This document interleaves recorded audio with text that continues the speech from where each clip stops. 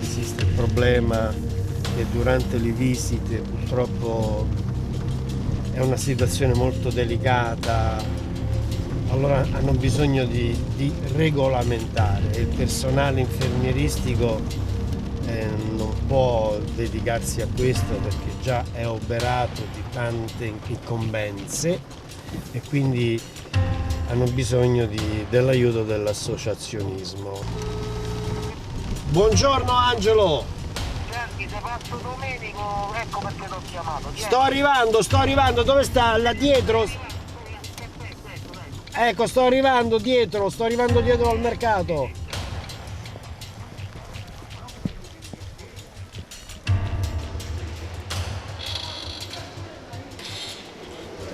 Ok. Queste ce ne ho 25 solo però, Di rosse. di rossi. E altro colore? Poi se tu vuoi un po' ci metti, potevo mettere un po' di bianco, un po' di nere e un po' di azzurro, come quelle che te l'ho fatti. No, diciamo.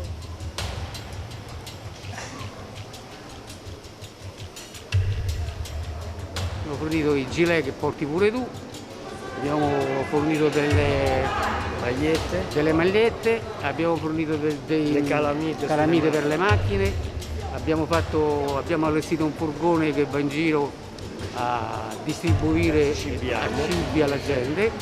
Insomma, tutte quelle cose che potevano aver bisogno ci siamo resi disponibili. Do un contributo anch'io la mattina qui al mercato, poi vado a fare in giro le consegne, vado a portare a chi ha bisogno. Ringrazio ancora i signori che mi hanno dato questa opportunità di essere volontario per aiutare un minimo qualcuno. Okay?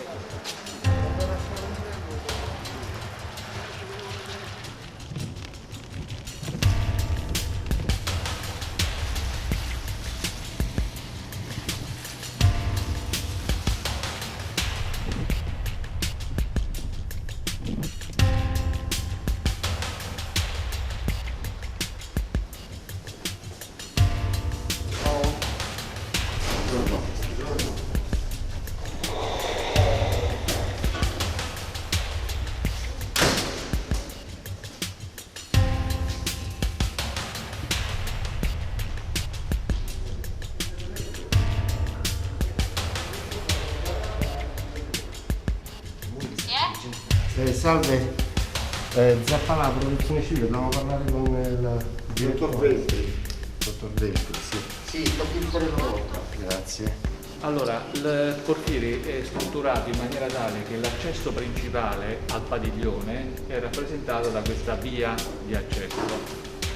L'intento è cercare di proteggere quanto più possibile il padiglione portieri, poiché questa ala dell'ospedale è stata definita area no Covid. Qui vengono ricordati pazienti fragili, pazienti immunodepressi, tipo i pazienti oncologici, i pazienti ematologici, i pazienti della radioterapia, che comunque sono affetti da una malattia oncologica, i pazienti della medicina nucleare, che comunque sono affetti da malattia oncologica. Quindi è necessario creare una sorta di cordone sanitario che tenga la protezione di questa area dell'ospedale Santa Maria Goretti il più possibile alta. Che cosa chiediamo? Chiediamo che possa essere instaurata una sorta di filtro, una sorta di pre-triage per far sì che tutte le persone che accedono al portiere possono essere in qualche modo screenate, possono essere in qualche modo valutate prima di mettere piede nel portiere stesso. Poiché l'esempio di altre realtà italiane ci ha portato primo a non sottovalutare nessuna persona, nessun caso, perché ormai siamo tutti d'accordo sul fatto che ognuno di noi può essere un potenziale contagiante, un potenziale infettante. e in secondo luogo ci troviamo a che fare con un luogo dove vengono ricoverate persone fragili, persone deboli che devono essere assolutamente tutelate. Questa è la finalità di creare e di innalzare quanto più possibile la barriera protettiva nei confronti di una struttura ospedaliera dove ci sono persone immunodepresse. Però ci sono 2 ingressi che permettono di entrare, c'è anche il corridoio. Allora, quello è l'ingresso principale perché come vedete questo padiglione è legato con un cordone ombelicale all'ospedale centrale. L'ospedale centrale è stato dichiarato ospedale Covid. Bisogna evitare però come dire, la promiscuità, perché laddove c'è la promiscuità con altre strutture, Covid e non Covid, bisogna quanto più possibile stare attenti e adottare tutte le precauzioni che devono essere applicate secondo le direttive nazionali, regionali e della nostra ASL. E in più ci dobbiamo mettere ognuno di noi la propria responsabilità, cioè i propri comportamenti, il proprio stile di vita, il proprio modo di affrontare il problema, perché la struttura va salvaguardata, non c'è dubbio. Ora noi partecipiamo come società civile, siamo l'Istituto per la Famiglia di Latina, un'associazione di volontariato, protezione civile e servizio civile, e nel nostro mezzo ci sono già 10 volontari che sono anche avvezzi a questa attività in ambito ospedaliero perché già frequentavano prima per altre attività. Quindi ho già parlato con loro e mi hanno dato disponibilità a fare questo filtro. Noi bisogna cercare di essere il più efficaci e il più operativi possibile. Da lunedì già possiamo iniziare questa attività.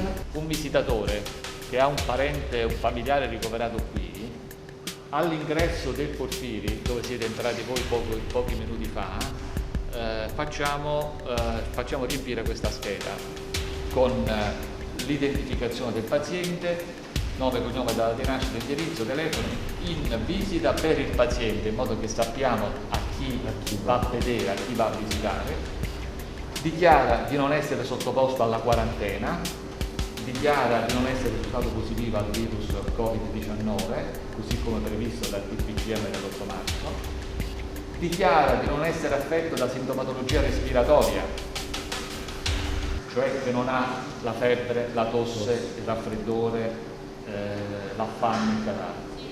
Dichiara di non provenire da luoghi sottoposti a particolari restrizioni. Noi abbiamo avuto nella nostra provincia fonti come zona rossa. Certo. E quindi abbiamo aggiunto quest'altra. Questa è la scheda che attualmente in facciamo. caso che non possiamo sbarrare una IS, cosa accade? Qual è il nostro comportamento? Allora, non potete pagare la IS vuol dire che questo signore innanzitutto non può essere ammesso al padiglione politico, non può entrare.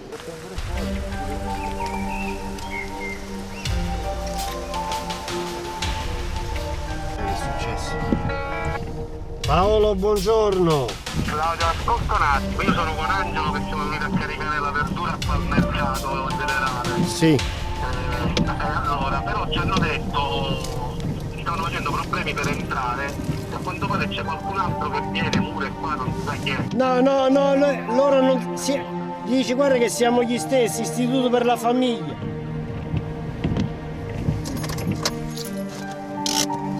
Buongiorno. Vai. Potete partire. Dai, Davide.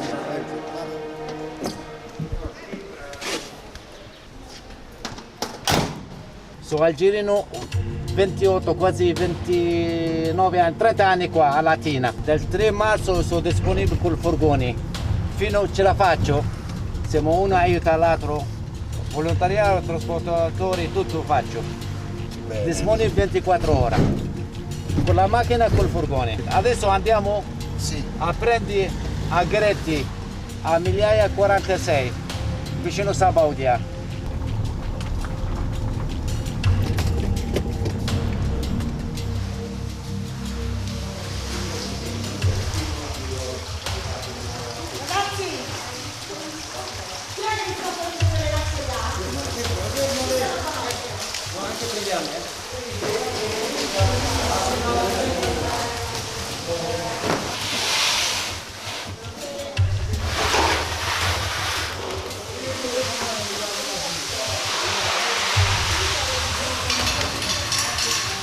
merce, questa qui è merce che noi dovevamo vendere.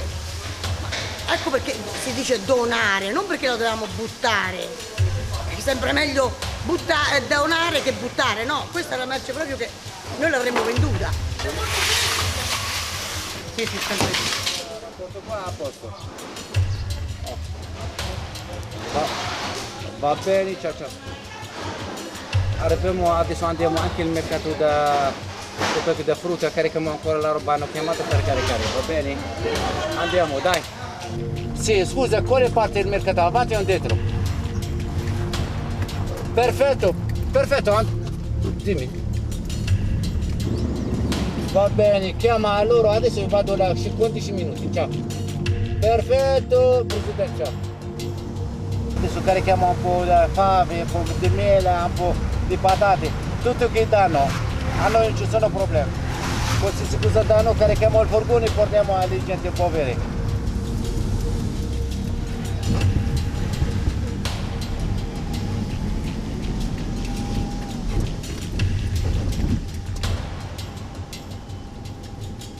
Allora, carica un po' di roba qua.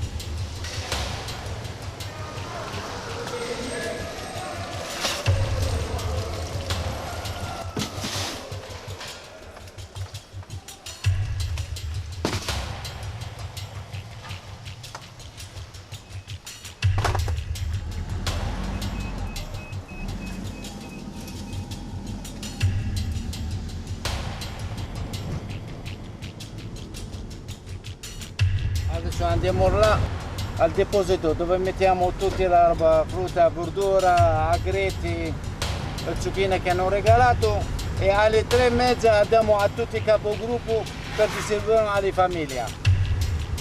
Sempre con la responsabilità da Zappalà Claudio.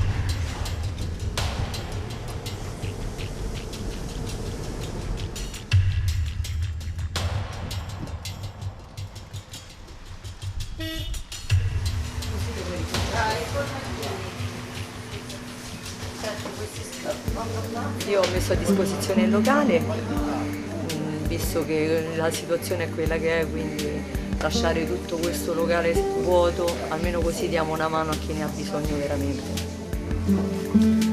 Grazie. Niente. Arrivederci. Ciao. Vedete, questi sono alcuni, il giro giornaliero di alcuni supermercati di Latina, dove vengono, diciamo, donate dalla popolazione quello che possono. In questo momento gestiamo tutto il secco che abbiamo qui nel negozio. Alla richiesta creiamo utilizzando una scatola mettiamo il necessario più o meno per una settimana, a seconda del numero di persone che vivono, che fanno richiesta. E ogni tanto poi riceviamo anche il fresco, quindi frutta e verdura, quindi riusciamo a integrare praticamente il secco che gestiamo qui dentro, e anche con dei surgelati che sono stati donati. Tutto quello che vede che c'è qui fa parte delle donazioni, e con le donazioni in soldi che riceviamo riusciamo a compensare, ecco, quello che manca, come per esempio adesso manca il sale, o l'altro giorno, ecco, mancavano i legumi, e quindi riusciamo a creare una spesa, ecco, abbastanza completa.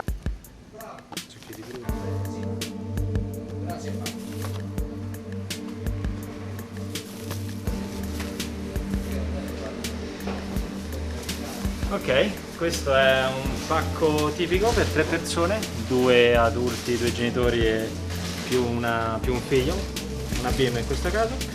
E il pacco tipico sì, pasta, scatolame, quindi fagioli, piselli, pane ovviamente, c'è anche del surgelato, poi ovviamente nei nuclei familiari dove ci sono bambini ci sono biscotti, merendine e non so, anche pacchi per la colazione. E a questo in genere abbiniamo anche frutta e verdura, e sì, anche l'acqua se serve. Io allora faccio gli agretti? Sì. Tra un po' arriveranno tutti i capigruppo. Questo è quello che è pronto già ad andare in consegna. Per spazio ci siamo un po' distribuiti su tutta quanta la superficie del bar. E niente, come vedete i primi capigruppo sono arrivati, seguono questo criterio qua, saranno distanziati su tutto quel piazzale, faranno l'incolonnamento, arriveranno lì, ognuno consegna le sue schede, naturalmente ognuno di loro gestisce un certo quantitativo di famiglie che poi a sua volta distribuiscono ai loro volontari, perché ogni capogruppo ha un circa 3, 4, 5, c'è anche vicino a 10 di volontari perché magari ha delle zone estese.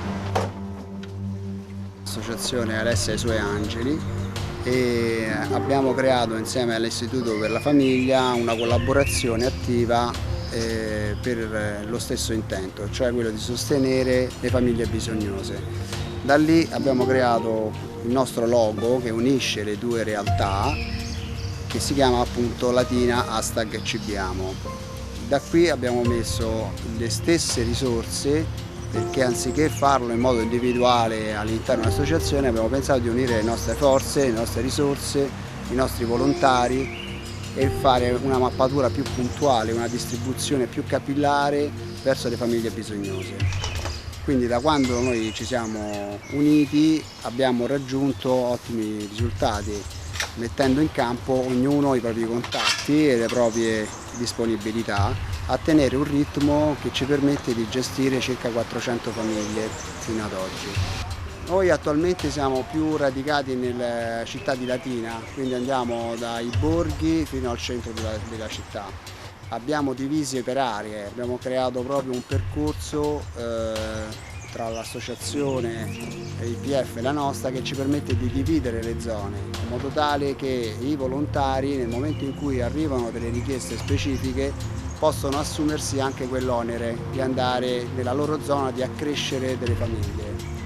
E censiamo ogni qualvolta, forniamo le famiglie di questi pacchi alimentari. Normalmente il nostro obiettivo è quello di darne minimo 1, massimo 2 a settimana.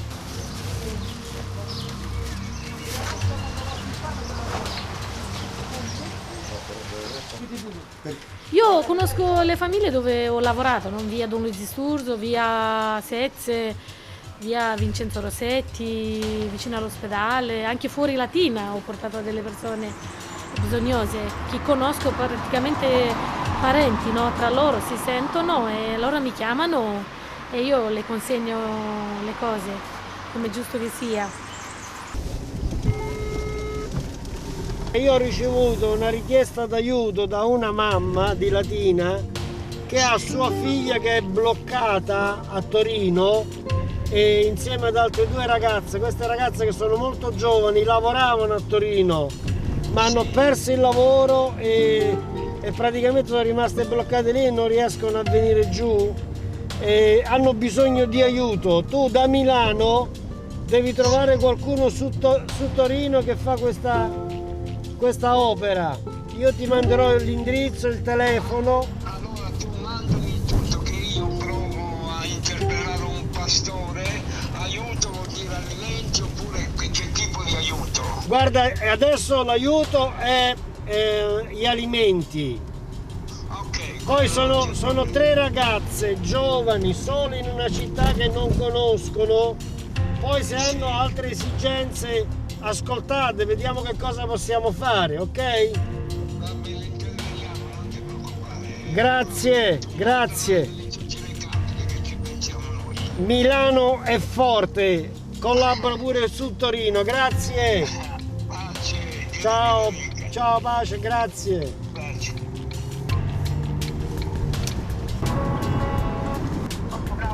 Ciao Cinzia.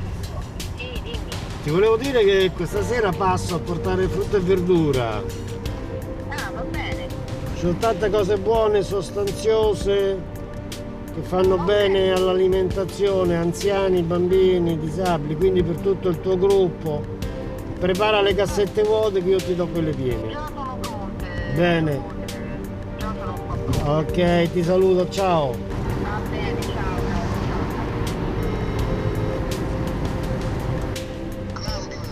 Carissimo, Allora, ti volevo dire che questa sera io passo per portarti frutta e verdura buona, fresca. Sì. Ok? Sì, io l'altro giorno l'ho portato a 6-7 famiglie, sono rimaste proprio, guarda. Cioè c'ho un botto di cassette, l'ho messo dietro casa dove hai scaricato tu. Questa sera mi ridai le cassette vuote, io ti do quelle piene, ok? Sì. Quindi, allerta anche le famiglie che questa sera passiamo, cioè passi tu, io porto a te e poi ci pensi tu. Sì, poi dopo ci penso io. Grazie. Grazie a te. Ciao, ciao, ciao. Ciao Claudio. Ciao, ciao. Eccoci qua, siamo alla parrocchia San Giuseppe Laudatore di Latina Scala. Domani mattina arriva e poi questa te la porto io al mercato. Grazie fratello. Grazie. Sì, ci pensiamo, grazie. Sì. Arrivederci. Hai fatto il secondo carico? Grazie.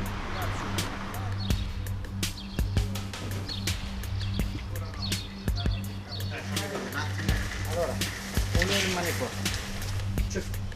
Dobbiamo scendere meno quello che dobbiamo distribuire stasera. Okay. C'è altra roba lì in magazzino? No. Tutti qua, tutti. Abbiamo preso tutto? A posto, Ma zucchine vanno bene, te la cretti pure una pera se ce l'hai, sì. Una. Ce n'è una sola? Lascia. Se ce ne stanno due dai bere, dai. No, ragazzi, fai un po' di bere, dai, solo questo ti serve. Sì, ti preoccupare. Da quando è iniziata l'emergenza con tanti volontari della parrocchia abbiamo attrezzato un alimentari, abbiamo chiamato alimentari spazio aperto proprio per cercare di far avvicinare chi è nella difficoltà e nel bisogno e poi questo ci permette di aiutare circa ogni settimana una settantina, 70-80 famiglie. Nella maggior parte dei casi le famiglie vengono qui, è un po' come un alimentari, quindi vengono a fare spesa e c'è uno di noi appunto che li aiuta, giustamente sempre pure per la questione di igiene. Da quando abbiamo questo periodo purtroppo di epidemia di coronavirus i nostri assistiti sono aumentati tantissimo, oggi dalle 4 alle 5:30 abbiamo aiutato circa 24 famiglie. Pietro!